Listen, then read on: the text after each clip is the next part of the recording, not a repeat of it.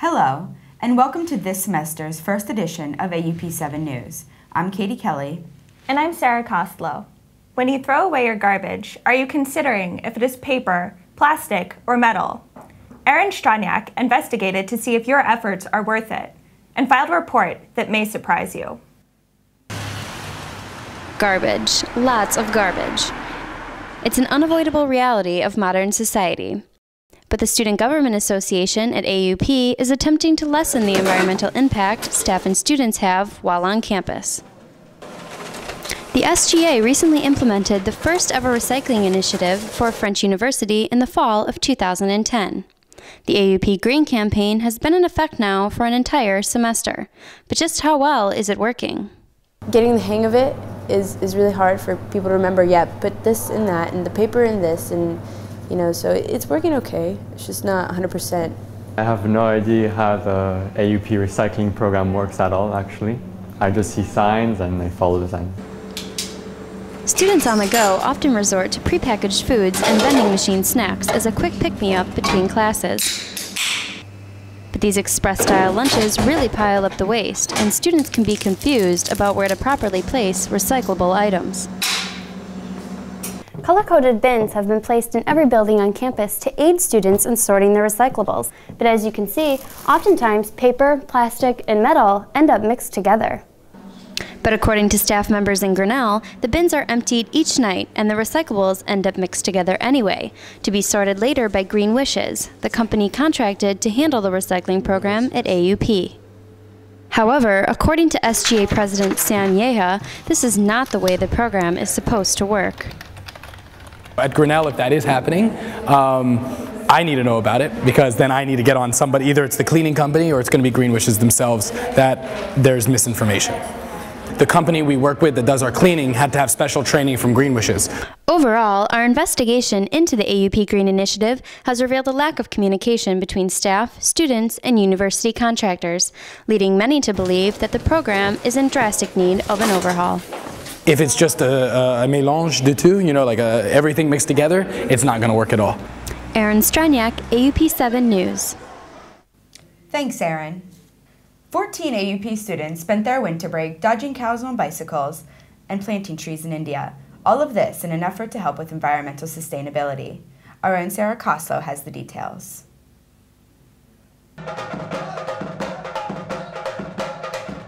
Vanakkam. This is how 14 AUP students spent their winter break greeting each other in Tamil. The students went on a cultural trip to Auroville in southeastern India, where they offered their communication skills to organizations while learning about sustainable development. Auroville was created in 1968 and is an experimental city whose purpose is the development of human unity. It brings approximately 2,000 people from all over the world together with the 35,000 Tamil people from the surrounding villages. They work on projects focused on sustainability in order to maintain their community as well as provide inspiration for the world.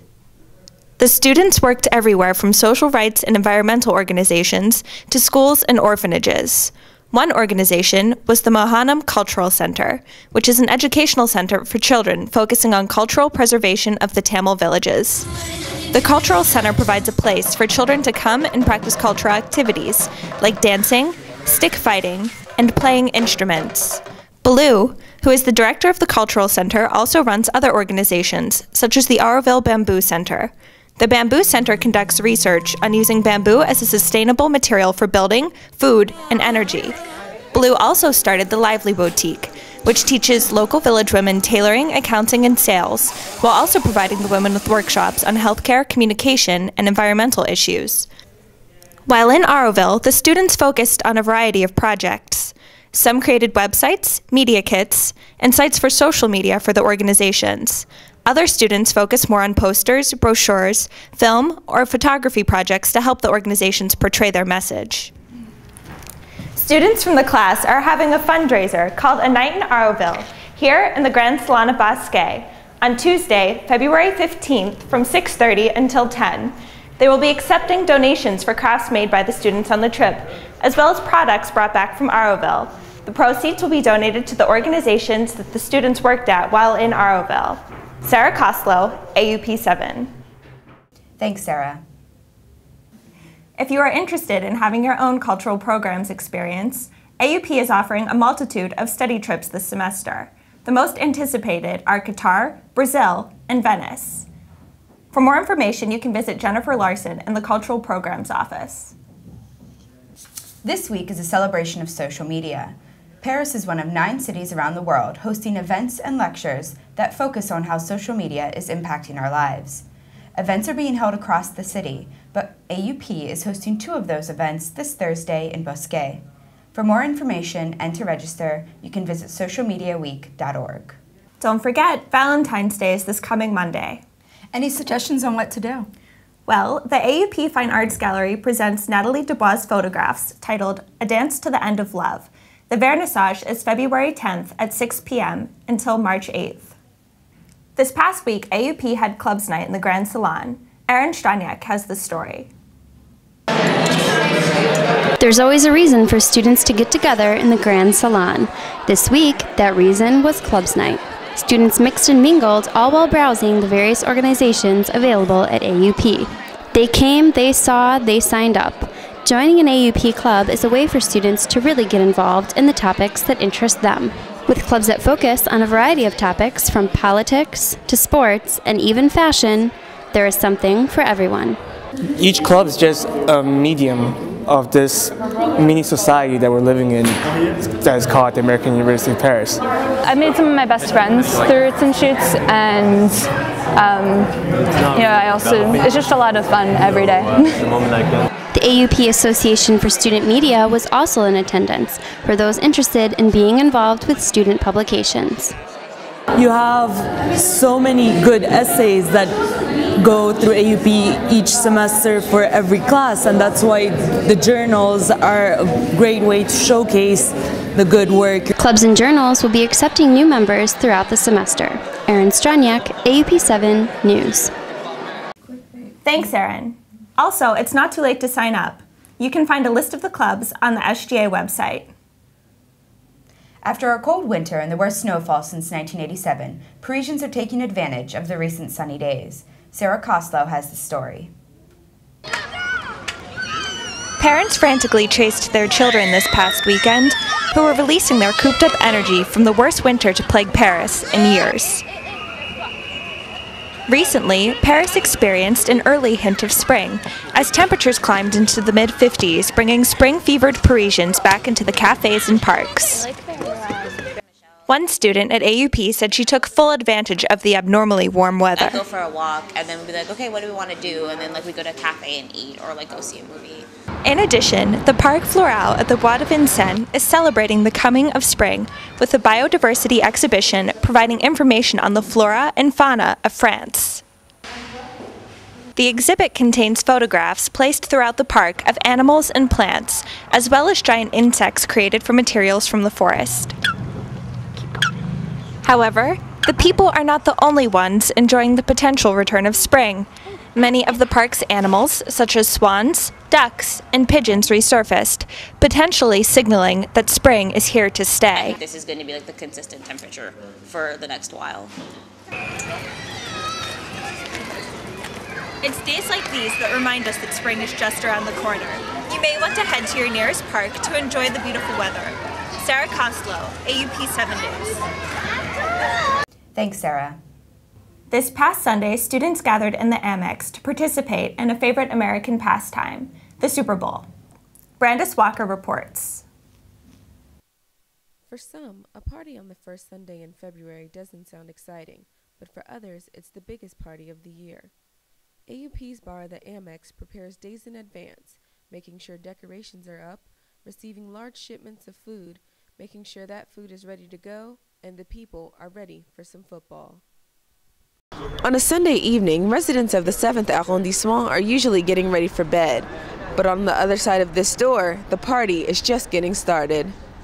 Every February, the Amex throws its largest party of the year, Super Bowl Sunday.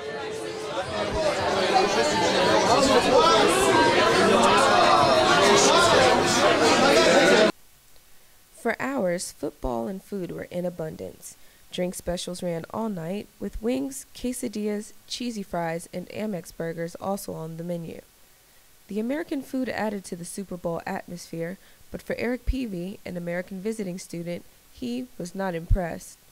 For him, it just wasn't the same. The people here, I mean, we have a few relevant hats. We got a Packers hat. Some dude's wearing a baseball cap for the Atlanta Braves. We got Pittsburgh, Pirates. That's kind of relevant. But it just seems like people are here because it's the thing to do, not because they love football, because they love America per se. And the Super Bowl is a very special event. And like right now, people are talking over the commercials. That's, everyone knows that the Super Bowl commercials is half the reason why you watch the game. So, I don't know, it's a nice effort, but it's not the same. Although there were some complaints, even people who didn't understand the rules had fun. This year's Super Bowl was a first-time experience for many students unfamiliar with the game. Some had never even seen an American football game until that night. Max Sleisch, a freshman new to AUP, shares his experience. I'm from Germany. I don't really know anything about football, but I really heard a lot about the Super Bowl because it's a final and it's a big thing, so it's one of the biggest sports events in the world, so I really wanted to go out and watch this tonight. As of now, it's really interesting and I'm looking forward to see more of the Super Bowl. Many were tired and even fell asleep, but some still cheered and carried on the game atmosphere into the wee hours of the morning. Last call was at 4 a.m., but the party ended at 5. It's fun. I mean, it's good atmosphere, and the Packers are winning! The Packers were winning, and the Packers won, 31-25, keeping the championship in the NFC another year. I'm Brandice Walker for AUP7 News. Congratulations, Green Bay fans, and thank you, Brandice. The spring semester has just started, but if you plan on taking classes at AUP this summer, now is the time to speak with financial aid. Counselors are available in Combs to discuss any issues you may have with tuition and living expenses. That's all for this week's edition of AUP7 News. Thank you for tuning in. We'll see you in 7.